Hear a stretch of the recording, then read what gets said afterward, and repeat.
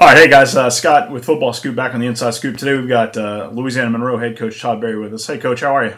I'm doing fine, Scott. Hey, first I want to congratulate you on a great season. You guys are 4-2, big win over FAU this past weekend. And listen, I saw the report. I didn't see the game, but I saw the report after the game, and I saw a comment that you made to somebody saying FAU came in with a little different defense. You called it an unhappy triad. Tell me what you meant by that. Yeah, no, it's. I think there's those time periods whenever you go into a game and you've done all the game planning, and when that team's had a week off, as Florida Atlantic did, they show up in something that creates problems both in the run game because of the front, the protections because of the front, and some of the structure of the coverage, and then the coverage changes, and that's the unhappy triad because all of a sudden everybody on the field's impacted. It's not just the receivers and quarterback because you see a coverage change. It's not just the front. It's everybody, and it was difficult because they showed up in something again that I haven't seen since about '04. We adjusted okay over a period of time, but when you've practiced on something all week long and then you see something completely new and they stick with it, it creates a little bit more problems for you. So what were they doing on the front? I saw a note they were bringing their tackles down or something.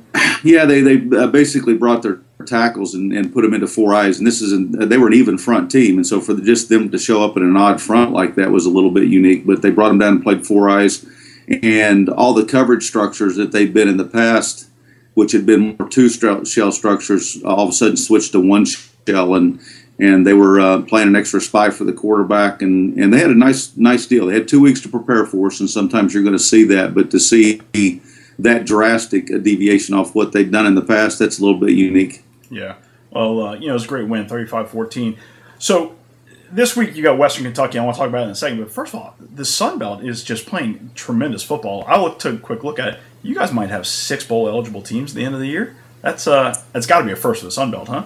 Yeah, I think it is. I think it's very unique. I think this is the first time ever that we've had this many 4-win teams at this point in time in the season, and certainly one of the things that becomes problematic, I think, once we get in our conferences, there's not a lot of difference between anybody in our conference. Athletically, the coaches do a great job, and traditionally it's been very difficult to come out of the Sun Belt undefeated in conference play, and so obviously we could end up beating up on each other and really impacting the end of the season in terms of how many teams are bowl eligible. But there certainly is a lot of very good football teams in our conference right now and a lot of parity. Yeah, I was over at so I'm down in Baton Rouge. I was over at Hudspeth's place a couple weeks back. Boy, his team looks good at practice. Yeah. They're playing tonight on TV, so everybody will see him. But he's got a good football team. Western Kentucky is just playing out of their minds. You got a tough one this weekend, huh?